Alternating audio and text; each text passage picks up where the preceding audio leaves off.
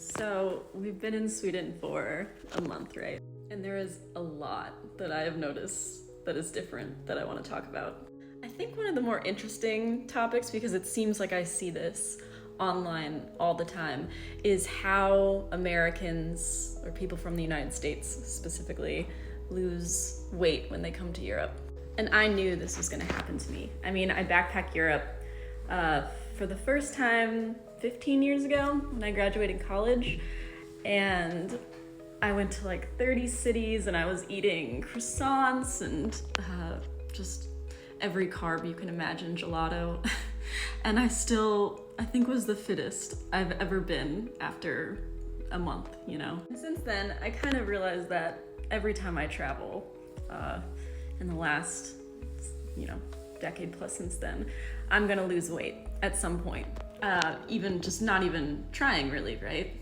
And in my comment section, in one of the videos I posted, it's just, you always hear people talking trash about food from the United States, which is understandable, right? We have a lot of ingredients that aren't allowed in other parts of the world. That's just the way it is with the FDA and lobbyists, right?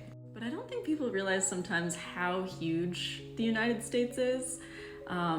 In a similar way that it's strange to talk about Europe as if it's one culture, it's very strange to talk about the United States as if it's one culture and to lump it all together, because it is massive. And I was born in New York, but I've slept in every state except Oklahoma, and I've lived in a lot of states, and I've probably crossed the country at least 24 times by train and bus and car, for sure.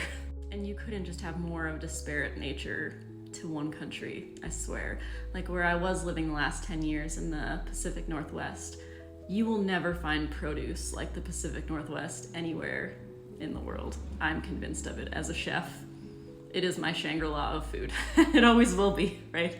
But you go to the middle or the southern states and it's so hard to find a restaurant that isn't a chain restaurant, that doesn't have Applebee's quality food, right? Or food hasn't been shipped really far, pre-frozen. There's a lot of farms, but they're all kind of making these huge cattle feed grains or corn or whatnot, and massive amounts of monocropping. And because of that, poor soil health, right? And so in that sense, you are going to find a lot of places in the United States that you can't find good food. And by good, I mean rich soil content that leads to high nutrient composition and quality, and prebiotic foods, things that build up your gut biome so that you can thrive, since most of your immune system cells are in your gut, right? And that is an issue. And I think a lot of the people that have only lived in places like that, when they come to Europe, it's just so different, because so much of the food systems in Europe were made pre-industrialization, whereas America is a much newer country and everything is rooted in factory farming, shipping things long distances, shelf stabilization, and the preservatives required for that, right?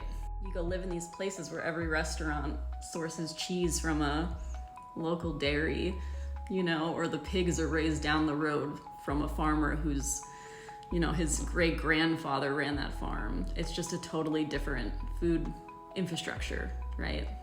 But I'm of the belief, after traveling a bit and living in a few states in America and traveling around them, the number one reason that people get healthy going abroad is because they walk more. It really is that simple. It's the amount of normalized movement of your body in the day that is not at all normalized in car-dependent United States.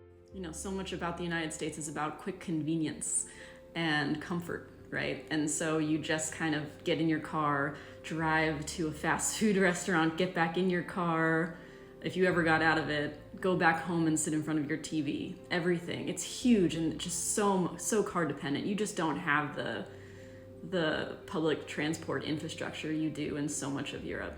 Since moving to Sweden, I have easily been walking 4 to 7 miles a day, not even trying, just lightly walking around.